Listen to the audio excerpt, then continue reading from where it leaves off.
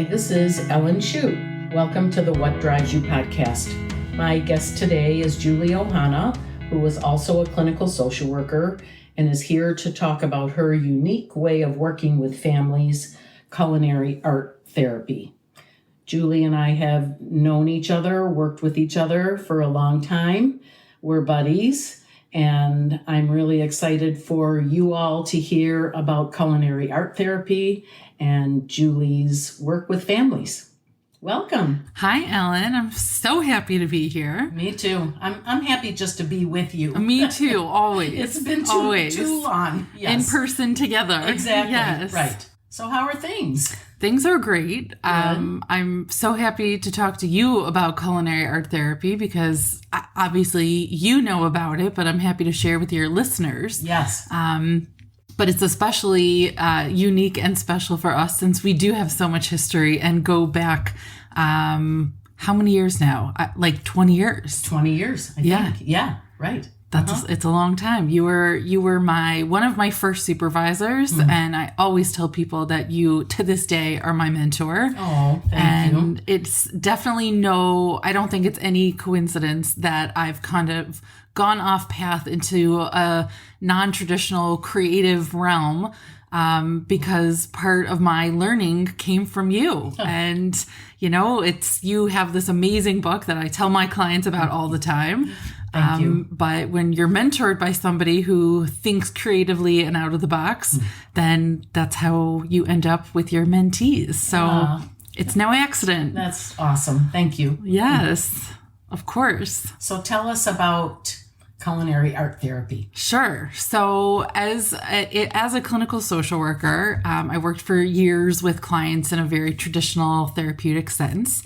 But I always felt like something was just a little bit missing for me, and also for my client. I felt like I needed to find some other vehicle, if you will, to really dig in and do work that resonates with my clients. And for me, my therapeutic, ability, things that I did for myself that always felt good happened in the kitchen. And I knew very early on from a young kid that cooking felt good to me. It wasn't just about the food, but it was about the process. So when I was in graduate school, we had to write a master's thesis, and I wrote my thesis on the idea of how cooking can be therapeutic. And it took some time, while I was a new clinician and figuring things out, how do I implement this practice? But now that I am 20 plus years into my career, I've really found a way to be able to utilize cooking in a therapeutic sense that can really help make a difference in the lives of my clients and the people that I work with. That's just amazing. So cooking for you always felt good? Always. Some of my earliest memories are about being with my family in the kitchen, doing things with my mom, my grandma, or my sister. I can picture, I often show people that slide of that little plastic Fisher-Price table and chair set. Yes. That every toddler, So we had those little chairs placed in front of the oven. And I don't remember what my mom was making, but I remember the feeling of sitting with my sister, looking into the oven and waiting, having that anticipation of something special about to happen. And that's what it is. It's not about what's behind the oven door, really. I mean, yes, hopefully it's something delicious and, worthwhile to eat, but it's about that process. And that's where it all started for me. I think I need some therapy with that, because I don't find that enjoyment. Yeah, it is a challenge for some. Yes. It is. Yes. It's I wonder why for some it really brings that. I mean, is it something that people can learn? It definitely is. I think if people have an open-mindedness towards it, if there's an open-mindedness and a desire to want to enjoy the process, you definitely can learn to. And for some people, it's not their thing, and that's okay. It's like everything else in life, there's something that really works for one person and isn't going to work for someone else, and that's okay. Right. So I never want to push it on somebody. It's not, therapy in general is not a one size fits all, for everyone. So this is no exception. But I do believe that there is that ability to kind of retrain and learn how to get something out of the experience if you want to. Oh, that's so interesting. There's hope for you, Ellen. I love to entertain. I love to have people. Yeah. But the actual cooking process Yeah. is just something I need to get done in order to kind of do that. But that's all part of the process. That's exactly it. It's, sometimes maybe people, they're looking at like the recipes in a different way, or putting too much pressure, or it needs to be just so, or, talking about those perfectionist tendencies. Yes. All that's the stuff that has to be let go of in order to feel good about it. Because if you're doing half of it, you're bringing people together, you're enjoying the experience of it. That's the crux of it. So that's why I think anybody who wants to learn can learn. That's so interesting. My husband, Paul, loves to cook. Yeah. When he's stressed, Yep. he goes to the kitchen and starts to chop things. That's right. I'm sure that's not unfamiliar to No, you. it's not. And that is definitely part of it. And, that's something, I know we've talked about before, that repetition, that cadence, that, you get into this groove specifically with chopping, Right. that really can be soothing. Yes. I'll give you an example. It was just my parents' 50th anniversary, and we had a big dinner. And of course, I did all the cooking. And, some people looked at me and they're like, "You're crazy. You're cooking for 40. You're not going to be able to enjoy it." But for me, that was part of the enjoyment, was planning my menu and planning it so that I knew the evening could be successful, but also planning it so that selfishly I got to enjoy it. So one of the dishes that I made was a gazpacho. And I had the choice. I could use my trusty KitchenAid or Cuisinart to do all my chopping, but I didn't want to. There was something really therapeutic about taking all my ingredients and lining them up and having everything ready and making those precise chops and looking at them, all just perfectly so. It felt really satisfying. So I can totally relate to Paul's desire to chop. Absolutely. That is fascinating to me. And the fascinating thing is that I'm sitting here thinking, like, what's wrong with him? He loves to chop. Right. Everybody has their thing. That's right. That's exactly what it is. Some people, you get on that elliptical and you do that repetitive, kind of roundabout motion. Some people, they run, they get into a pattern. Some people, it's yoga and you're counting your breath and you're aware of your breath. Chopping is really, or cooking in general, is just another version of that. I think I'm more focused on getting it done than actually the doing of it. Right. Right. And don't get me wrong, there's plenty of nights I'm cooking dinner for my 2 kids and my husband, and it is absolutely about just getting it done. Yes. But when I want it to be more therapeutic and really get something more out of it for myself, and certainly when I'm working with clients, it's less about the finished product and the end result, and it's about the process. So it's, that old saying, it's not about the destination, it's about the journey. Yes. You got to be in the headspace to make it about the journey. And it's so, what I do is I'm with people in their journey. I'm never with people at the destination. Right. You know what I mean? But yeah, that's interesting. So it could just be like flipping it in my head. What if I was really going to enjoy this? Right. And not worry so much about however it comes out. Even if you tell yourself, if the finished dish is a total flop and it ends up in the garbage, that's okay. Because it's about that process. It's about what you get out of the process. And even if the finished product is a flop, just like everything else clinically, you make that part of the experience. You figure out, how does that feel to fail at something, or to not have it turn out the way you wanted, or what were your expectations and how are they not met? So there's like a lesson and a learning curve for all of it, no matter what happens. Wow, that's amazing. So how do you do this work? So it works a little different with every client. I definitely take my client-centered approach, whoever my client is, whether I'm working with a family or an individual or a larger group. I do virtual sessions, I do in-person sessions. So they all look a little different. But the gist of all of it is there's always talking with the client beforehand about what are their expectations, what are their goals for themselves, what do they hope to get out of the experience. And then I plan with them not only the discussion, but the menu around how do we do that. Obviously if somebody has food allergies and they're allergic to nuts, I'm not going to come up with a dish that's, filled with all sorts of nuts. Right. So it's working with them in terms of their emotional needs, their food needs.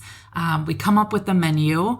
We cook together. I'm kind of like the cooking coach with them. They'll do the cooking and I'm kind of along for the ride to just kind of be there to support, to guide, to talk through.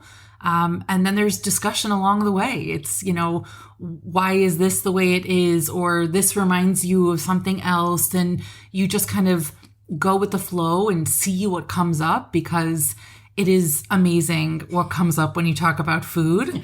Oh my gosh. Yes. We all have stuff, right? And yes. Food brings that out. The sense of smell is the strongest sense tied to memory.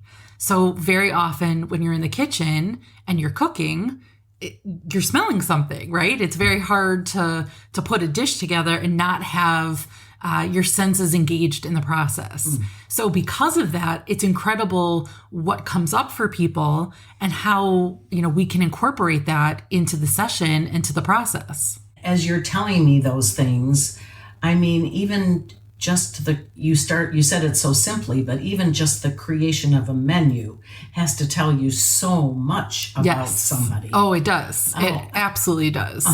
Yeah. Aside from watching their process. Right. That's the starting point, right? Like any other clinical intake, that's when the process begins. So that menu planning, that's part of my intake. Wow.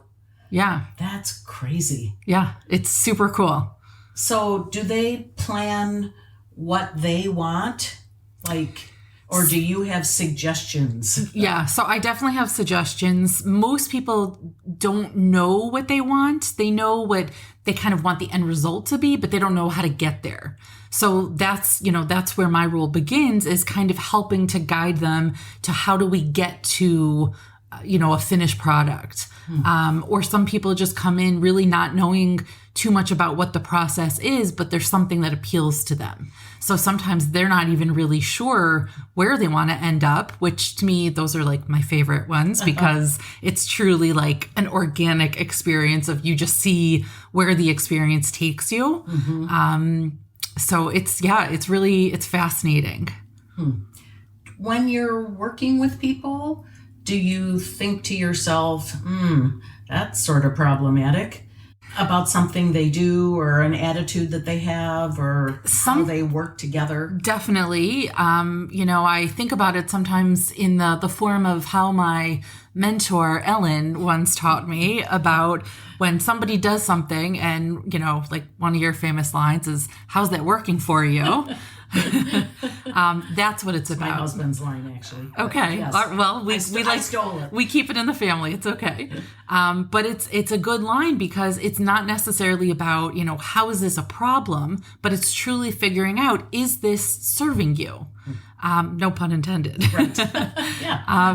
And there are so many things that you can, you find out along the way about people's little quirks and hang-ups and challenges that they may not even realize are hang-ups or challenges.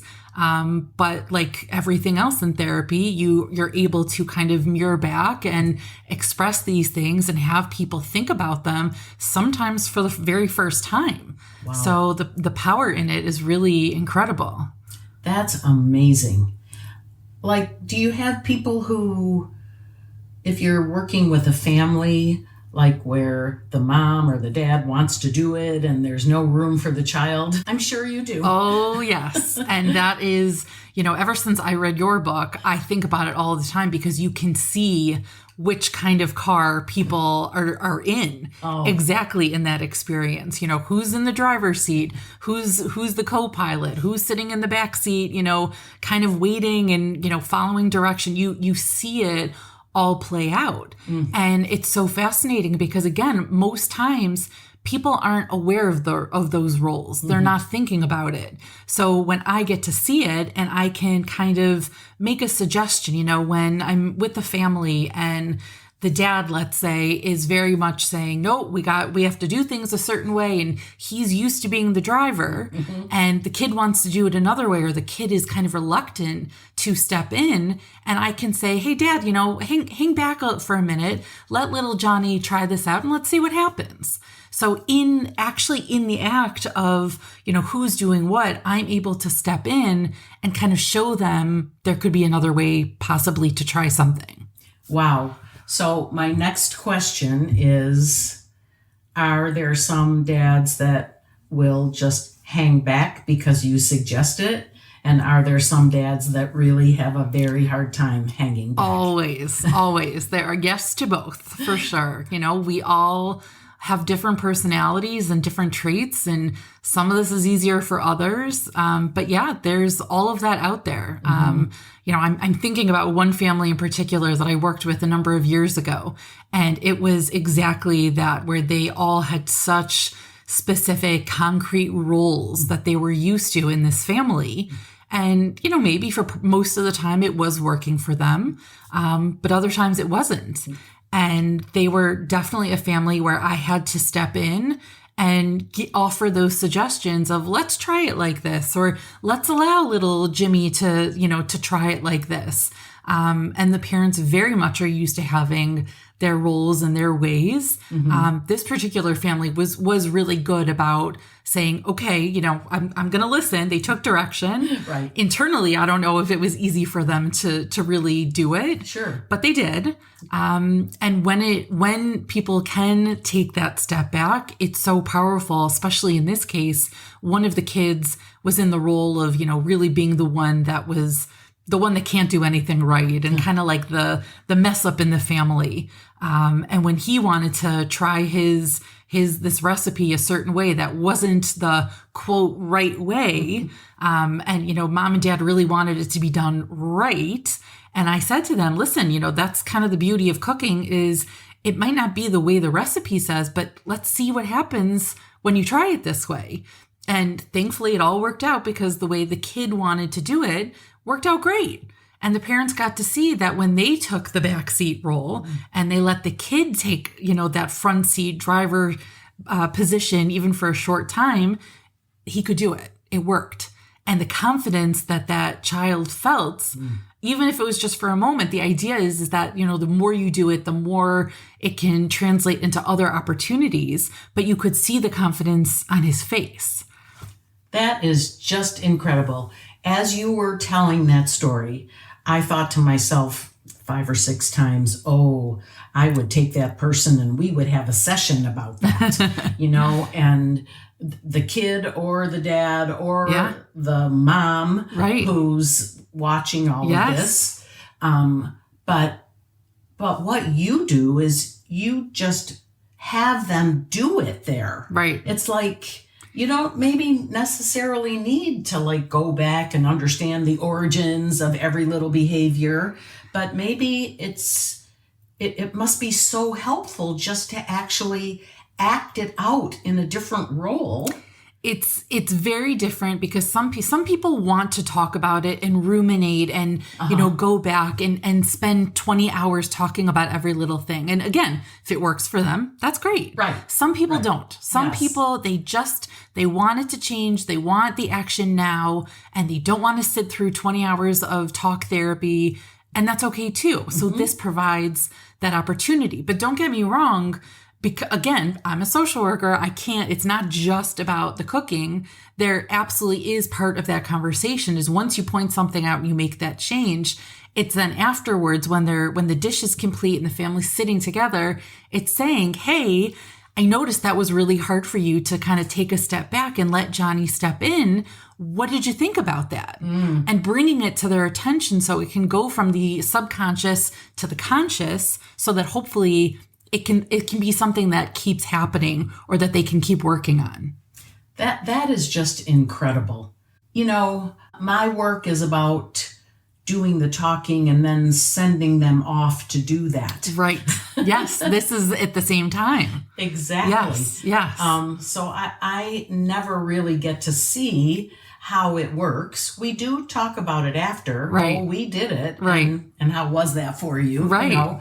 But still, this is so visual. Right. It's right there. It's in your face, and people's bodies are actually changing as they're stepping back or moving forward or dealing with their feelings about stepping back. Right. That's amazing. And selfishly, that's part of why I love it, because I think I got tired or frustrated with sending them off into the world and having to wait a week to hear about it.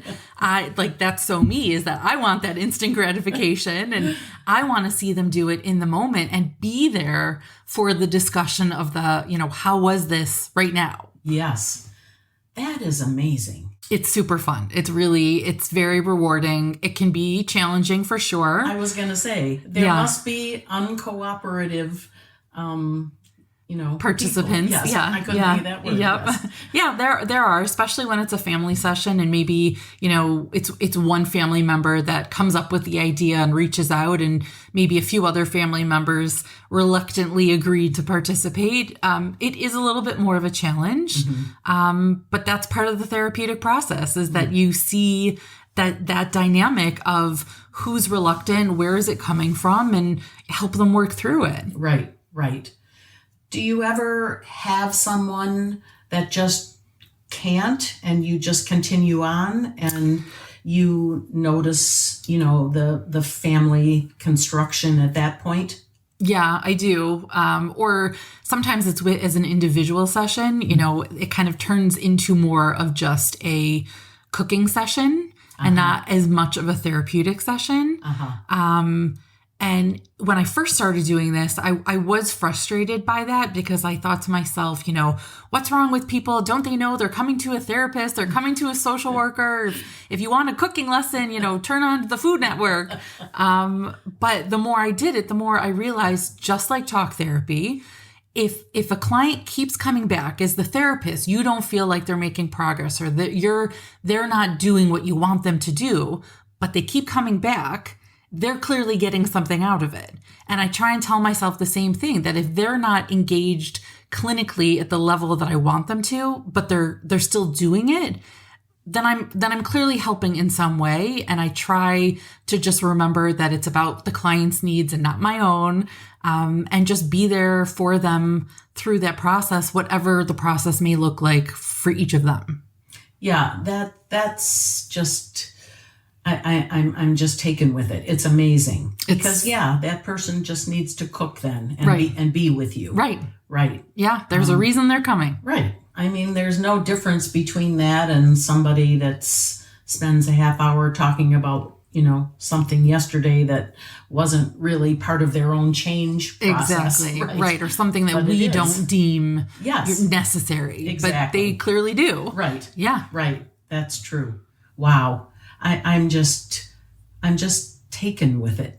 I really am. I feel very lucky every day that I get to do this work that I love so much and that I find so meaningful. And, I think really does have the ability to help other people. In this day and age, the world is in a place, I think if I would have started this 50 years ago, it would have flopped, on day one. Yes. But the world is in a place where people want alternatives and they want other outlets, and people aren't one size fits all. They want different options. And I think it's great that I can provide another option for people that hopefully works for them. I agree. Do you do longer sessions? Yeah. So an average session, is really between an hour to an hour and a half. Okay. For individuals, they are closer to an hour.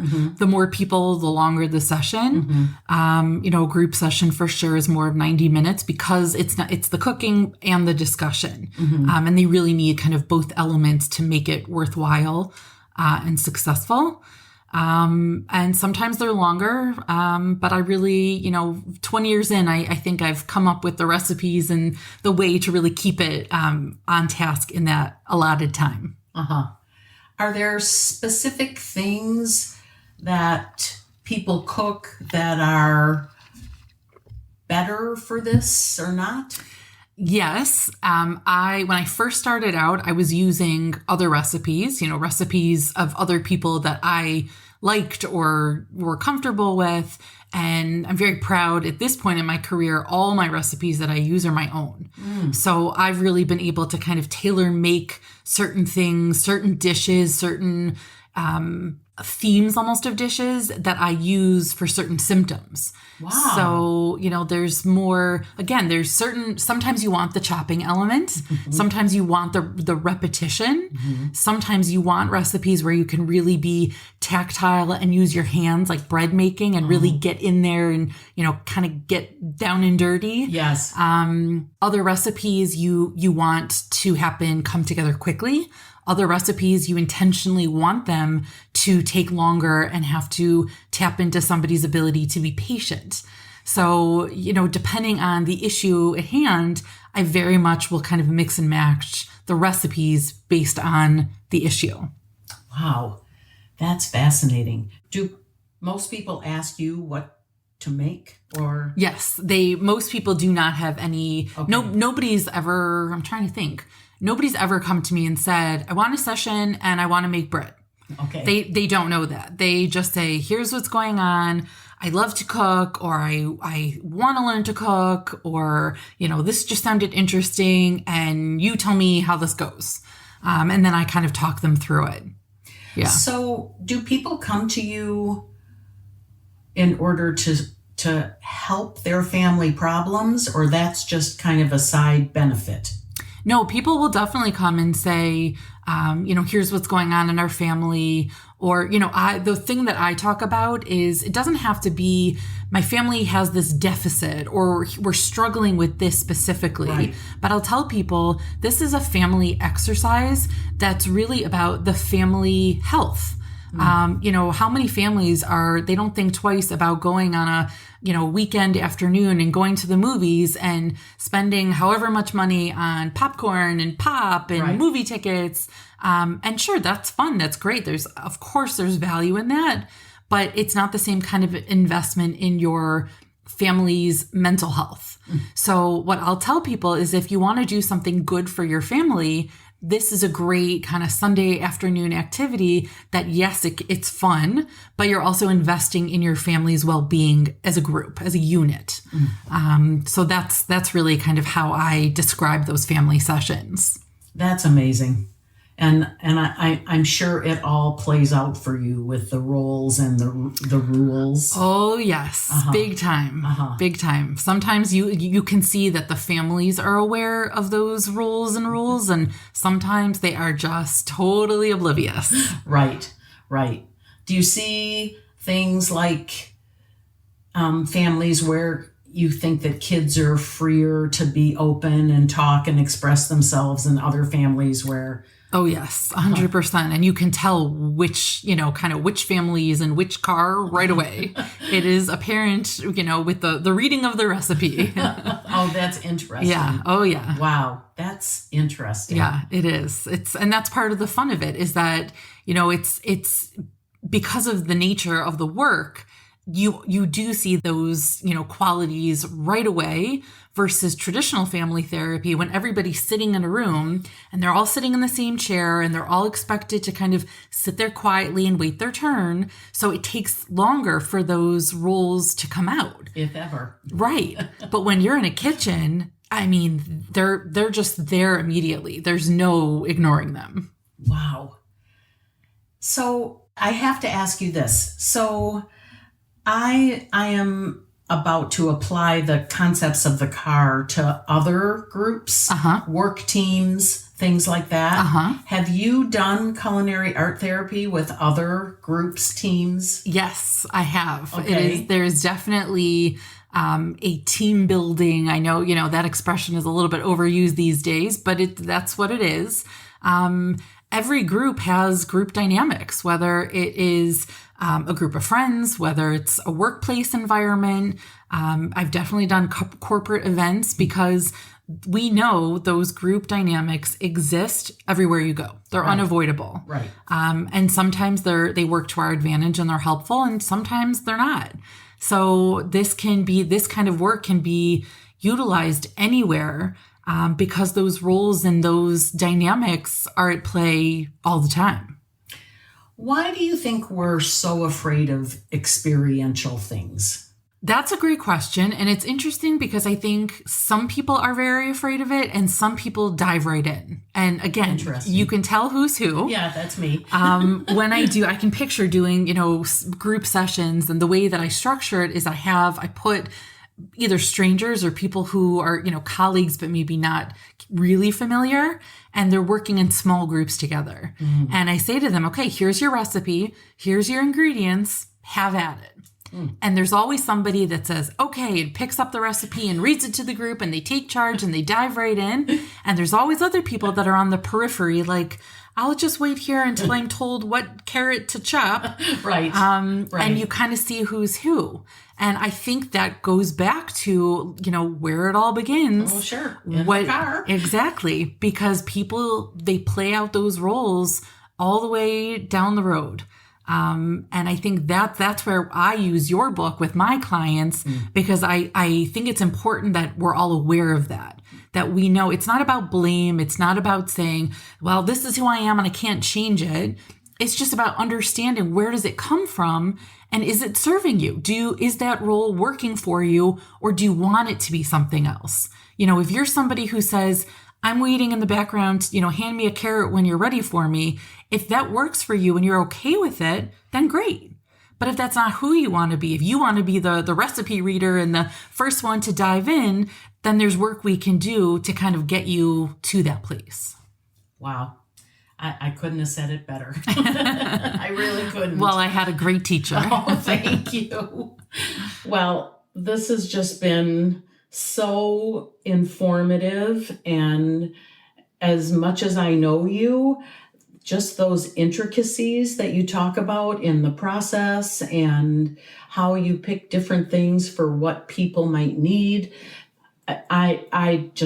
I'm blown away by it. I think it's just really awesome, and I'm happy to have had the opportunity to maybe tell some more people about it that didn't know about it. Yeah, well, thank you for asking the questions and for sharing the work, and hopefully it resonates with somebody, and happy to share more. Thank you. That'll happen. Great. So I want to thank Julie for being a part of What Drives You and for sharing her stories with us about her culinary art therapy. Please go to my website at ellenshoot.com to hear all of my podcasts and read my blog.